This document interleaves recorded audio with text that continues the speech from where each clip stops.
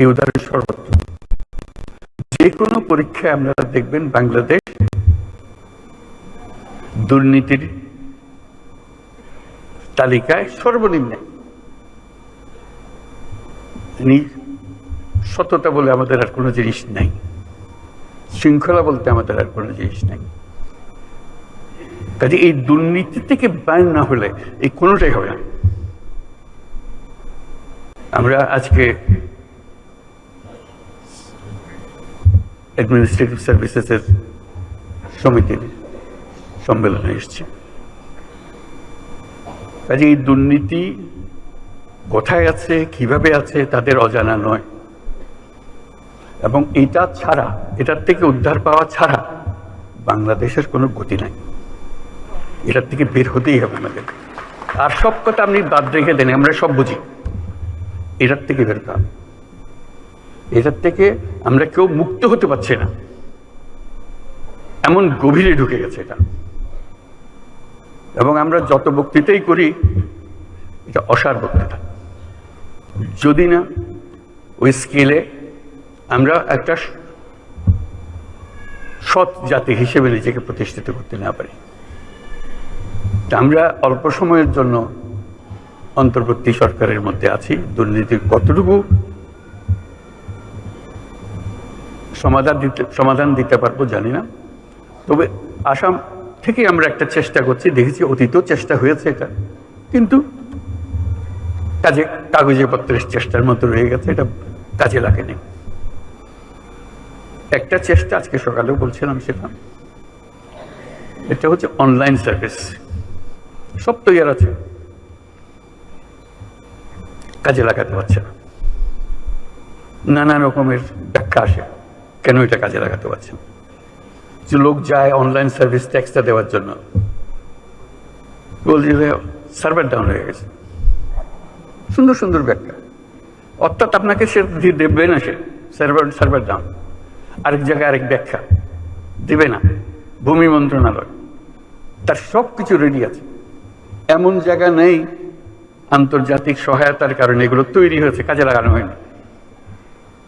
আন্তর্জাতিক সম্প্রদায় চাই আমরা দুর্নীতিমুক্ত হই, কারণ দুর্নীতিমুক্ত না হওয়া পর্যন্ত আমার সঙ্গে ব্যবসা বাণিজ্য কিছুই চলছে না। তারাও চায় আমাদের সঙ্গে ব্যবসা বাণিজ্য করে তাদের লাভের জন্য। আমরা তাদেরকে সুযোগ দিতে চাই না, আমরা ব্যক্তিগত সুযোগ নিয়ে ব্যস্ত আছি। জাতির সুযোগের জন্য আমরা মোটেই চিন্তিত না। আমাদের সেই চিন্তা পাল্টাতে হবে।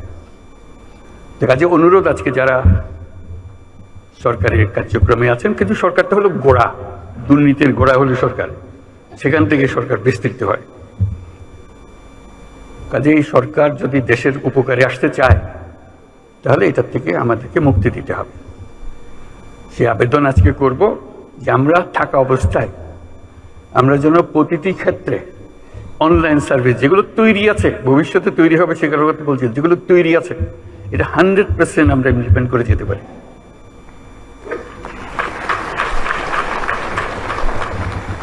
কেউ যেন এটা বাধা দেওয়ার জন্য আবার কোমর বেঁধে লেগে না যায়, কারণ কোমর বেঁধে লেগে যাওয়ার যথেষ্ট কারণ আছে। কারণ এটি দিয়ে তার যত কিছু সুযোগ সুবিধা তার পেত, এটা বন্ধ হয়ে গেলে তার হবে এটাকে। সে নানা ব্যাখ্যা দেবে, নানা ব্যাখ্যার কোনো অন্ত নাই এগুলোর, নানা ব্যাখ্যা দেবে যে এটা থেকে মুক্তি পাওয়ার জন্য। আমরা তাদেরকে মুক্তি দিতে চাই না।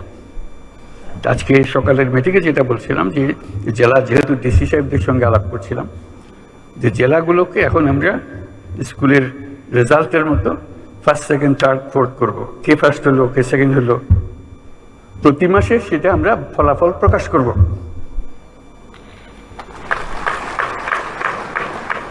কিচ্ছু না, সাধারণ কথা, যে আপনার জেলায় কর দানে অমুকে অমুকে কত শতাংশ এখন অনলাইন হচ্ছে। শুরুতে কম হবে, 5% হবে, সেকেন্ড 20% হবে, 15% হবে, হোক, আমরা সেটা সামনের মাসে কি হবে সেটার জন্য। এটা কি তার থেকে আর বাড়লো নাকি ওইখানে রয়ে গেল? মজার বিষয় হলো, যখনই আপনি র্যাঙ্কিং করেন, কেউ না কেউ দেখবে যে উপরে চলে গেছে। এটি হলো মজা।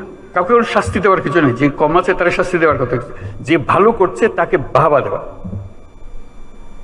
তাকে সবার সামনে দাঁড়িয়ে ফুলের মালা পরিয়ে দেওয়া যে করেছে পাশে, তখন আরেকজনের মনে ঈর্ষা জাগে, ওর থেকে আমি অনেক ভালো করতে পারি, আমি করবে বা দেখিয়ে দেবো কি করে করতে হয়। ওই দেখিয়ে দেবার মেজাজটা যেন আমরা অর্জন করতে পারি। ওই র্যাঙ্কিং প্রতি মাসে আমরা এটা ফলাফল প্রকাশ করতে চাই।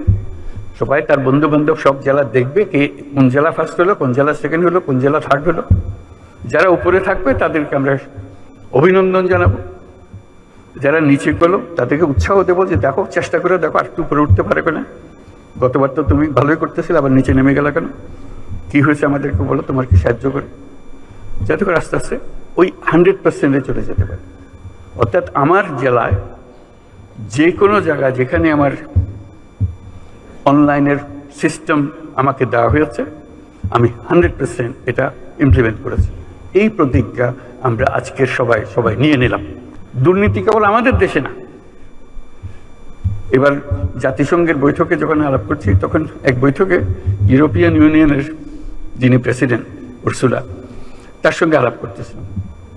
বললাম যে আমরা দুর্নীতিতে সাংঘাতিক অবস্থায় আছি, আমাদেরকে সাহায্য করতে হবে, কিভাবে আমরা দুর্নীতি থেকে মুক্ত হব, কি কি মেকানিজম আছে, কি কি টেকনোলজি আছে যেগুলো আমাদেরকে দেখিয়ে দিতে হবে। উনি হাসলেন, বলে সমস্যা তো শুধু একা তোমার না। আমি যে কেন, বলে এই সমস্যা তো আমাদের ইউরোপিয়ান ইউনিয়নেরও। আমি খুব অবাক হলাম, আমাদের সমস্যা কোথায় আর ইউরোপিয়ান ইউনিয়নের সমস্যা কোথায়? উনি বললেন যে দেখো, আমাদের বিরাট অসংখ্য দেশ, 27টা দেশ। এই 27টা দেশ যখন আমরা তাদেরকে প্রথম ইউরোপিয়ান ইউনিয়ন শুরু করে একজন একজন করে নিতে হচ্ছে, ঢুকাতে হচ্ছে, এবং আমাদের প্রথম প্রতিজ্ঞা হলো ধুয়ে মুছে পরিষ্কার না হওয়া পর্যন্ত ওইটাকে আমরা ইউরোপিয়ান ইউনিয়নে ঢুকাবো না।